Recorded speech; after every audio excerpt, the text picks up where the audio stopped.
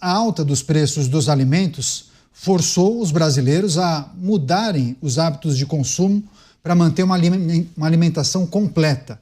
A carne vermelha, por exemplo, acabou desaparecendo do cardápio há meses, depois do preço disparar mais de 20% em 2024, levando a população a apelar para carcaça de frango e espinha de porco como mistura, como a proteína animal. A emissora alemã Deutsche Welle ouviu a paulistana Ionara de Jesus, de 43 anos, que ficou viúva recentemente e enfrenta dificuldades para alimentar 3 filhos.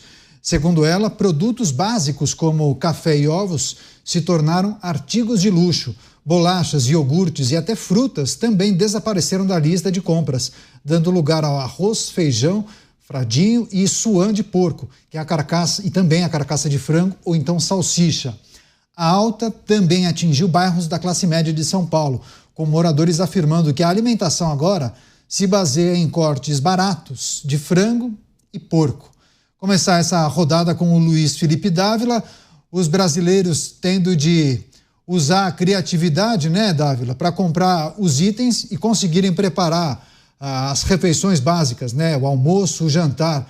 Antigamente, quando as coisas apertavam, né, quando a situação ficava mais difícil, o brasileiro optava pelo ovo, optava pela salsicha, mas agora a situação está tão crítica que a proteína animal que cabe no bolso de muitos brasileiros é a carcaça de frango e a espinha de porco. Ou seja, é até difícil a gente imaginar como se prepara isso. Você joga num caldeirão ali numa panela, com água, talvez cebola, algum tipo de tempero, e aquilo vira um caldo. Uma situação muito difícil, hein, Dávila? Situação muito difícil, ainda mais para um governo que prometeu picanha e cerveja. E hoje, infelizmente, as pessoas estão em busca de carcaça de frango para tentar sobreviver.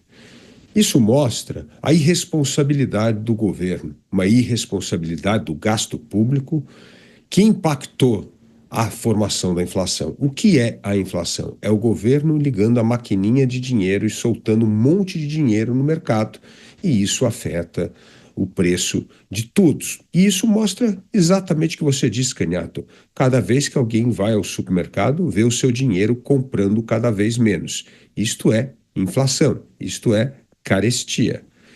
E a forma para sair disso é o governo tomar juízo, fazer os cortes de despesas públicas, mostrar que está comprometido com o equilíbrio fiscal, e isso vai ajudar a derrubar a taxa de juro. Ao derrubar a taxa de juro, vai mexer no câmbio. Mexendo no câmbio, o preço dos alimentos devem sofrer muito menos variação. Porque variação em preço de alimento sempre tem, por causa de oferta e demanda, uma questão de quebra de safra ou questões pontuais. Mas logo o equilíbrio volta.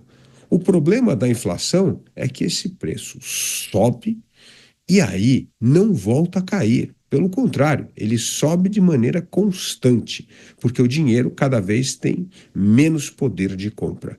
É um retrato dramático de um país que hoje tem que se ajoelhar para receber ajuda privada, ajuda do terceiro setor, ajuda do setor público, para poder sobreviver. Não é para poder progredir, avançar, é para poder sobreviver. A luta da sobrevivência é o retrato de um governo que abandonou os interesses públicos do povo e só está pensando na próxima eleição. Programa Os Pingos nos Is, recebendo também as pessoas que nos acompanham, que nos prestigiam pelas emissoras de rádio espalhadas por todo o Brasil. A notícia em destaque: os impactos da inflação no dia a dia do brasileiro, no bolso do brasileiro.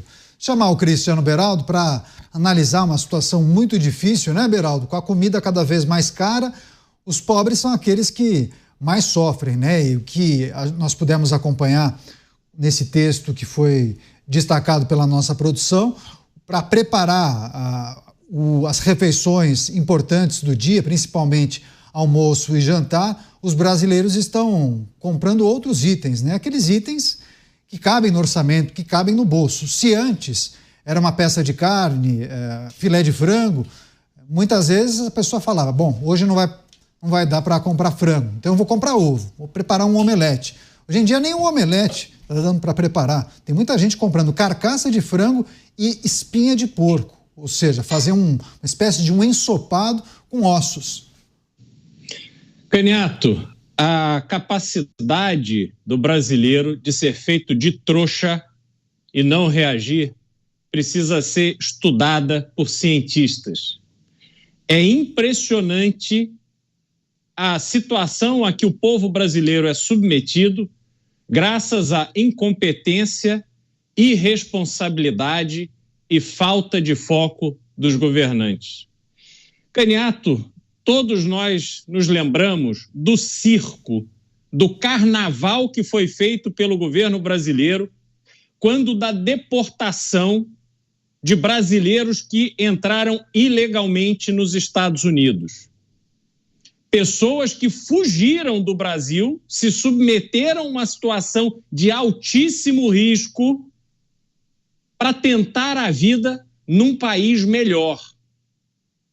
Risco de morrer no deserto, risco de prisão, risco de ficar longe da família.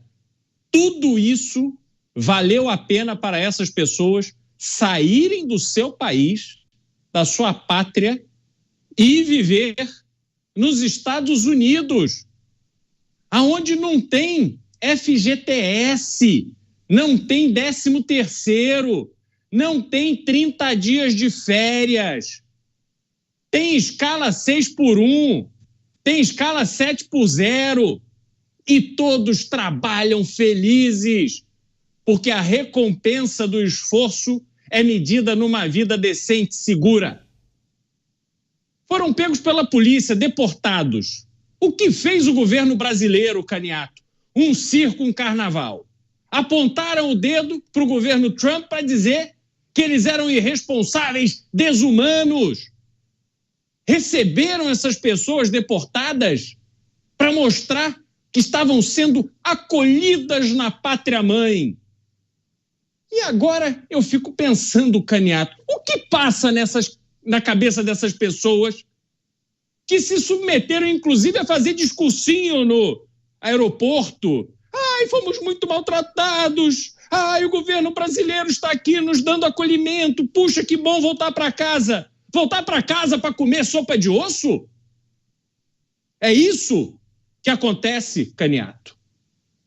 Então o Brasil submete a sua população a uma humilhação permanente, aonde em 2025, lembremos disso, eu gosto de reforçar isso, 2025, foguete dando ré, inteligência artificial revolucionando o mundo, o Vietnã passou o Brasil em termos de relevância econômica, a China disputando com os Estados Unidos, o número de milionários e bilionários se multiplicando a cada ano. Onde está o Brasil, Caniato? Comendo sopa de osso, comendo o resto, revirando lixo, porque assim o povo brasileiro é tratado.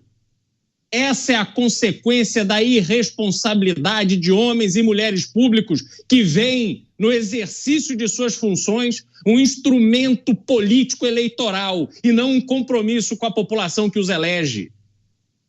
Não é por acaso que estamos nessa situação, Caniato.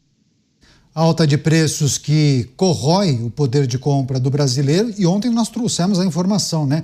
Maior inflação em 22 anos para o mês de fevereiro. E aí no dia seguinte a gente destaca essa informação, né? Muitos brasileiros se virando para conseguir colocar alguma coisa no prato e oferecer aos seus filhos, inclusive carcaça de frango. Você, Mota, a alta dos preços e as consequências, principalmente para os brasileiros mais pobres. Brasileiros comendo carcaça de frango e espinha de porco. Me digam aqui, já teve alguém na mídia explicando como isso pode ser bom? Nosso espectador Marcelo Mati me enviou uma pequena lista de ações do governo que provocaram o aumento do preço dos alimentos. Gastos descontrolados, o que provoca impressão do dinheiro, queda no investimento, o que reduz a oferta de produtos, aumento de impostos, que aumenta os preços das coisas e desestimula a produção, e a sabotagem ao agro, que começou na campanha com aqueles termos impublicáveis com os quais o agro foi ofendido e continuou agora recentemente com a redução do Plano Safra. Ou seja, nesses 2 anos, o governo fez todas essas trapalhadas irresponsáveis e inflacionárias. E o que o governo faz agora? Ele percebe o erro e volta atrás? Não! Ele está dobrando a aposta. Ele continua gastando como se não houvesse amanhã e está anunciando ações populistas que só vão piorar o problema. E tem também aquelas medidas ridículas, como aumentar o prazo de validade dos alimentos ou relaxar a fiscalização sanitária. Eu acho que, neste último caso, o Sindicato dos Humoristas deveria processar o governo por concorrência predatória.